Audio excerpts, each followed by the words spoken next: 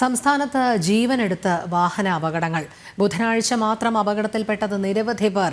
തൃശൂരും കണ്ണൂരും എറണാകുളത്തും ഉണ്ടായ അപകടത്തിൽ 4 വയസ്സുകാരിക്കുൾപ്പെടെ ജീവൻ പൊലിഞ്ഞു. തൃശൂർ വടക്കാഞ്ചേരിയിൽ KSRTC ബസ്സും പെട്ടി ഓട്ടോറിക്ഷയും കൂട്ടിയിടിച്ചുണ്ടായ അപകടത്തിൽ പൊലിഞ്ഞത് 4 വയസ്സുകാരി നൂറ ഫാത്തിമയുടെ ജീവൻ. വടക്കാഞ്ചേരി ഓട്ടുപാറയിലായിരുന്നു സംഭവം. പെട്ടി ഓട്ടോറിക്ഷയിൽ സഞ്ചരിച്ചിരുന്ന നൂറയുടെ പിതാവ് ഉനൈസ്, ഭാര്യ റൈഹാനത്ത് എന്നിവർക്ക് പരിക്കേറ്റു. ഇവരെ തൃശൂർ മെഡിക്കൽ കോളേജ് ആശുപത്രിയിലേക്ക് മാറ്റി.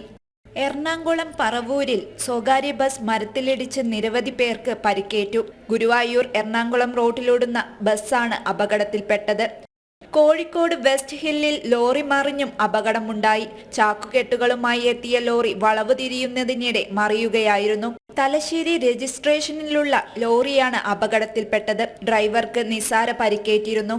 കണ്ണൂർ മട്ടന്നൂർ ഉളിയിൽ ബസ്സും കാറും കൂട്ടിയിടിച്ചുണ്ടായ അപകടത്തിൽ 2 പേരുടെ ജീവൻ പൊലിഞ്ഞു. ഉളിക്കൽ സ്വദേശികളായ ബീന, ലിജോ എന്നിവരാണ് മരിച്ചത്. കാറിലുണ്ടായിരുന്ന മറ്റ് 2 പേരുടെ നില ഗുരുതരമാണ്. തലശ്ശേരിയിലേക്ക് പോവുകയായിരുന്ന സ്വകാര്യ ബസ്സുമായാണ് കാർ കൂട്ടിയിടിച്ചത്. കാർ വെട്ടിപ്പൊളിച്ചാണ് അപകടത്തിൽപ്പെട്ടവരെ പുറത്തെടുത്തത്. പരിക്കേറ്റവരെ ഉടൻ തന്നെ കണ്ണൂരിലെ സ്വകാര്യ ആശുപത്രിയിൽ പ്രവേശിപ്പിച്ചെങ്കിലും ജീവൻ രക്ഷിക്കാനായില്ല. ആളെ ഇറക്കാൻ നിർത്തിയ ബസ്സിന് കാർ കൊണ്ട് അങ്ങോട്ട് കൊണ്ട് ഇടിക്കുക ചെയ്തത്.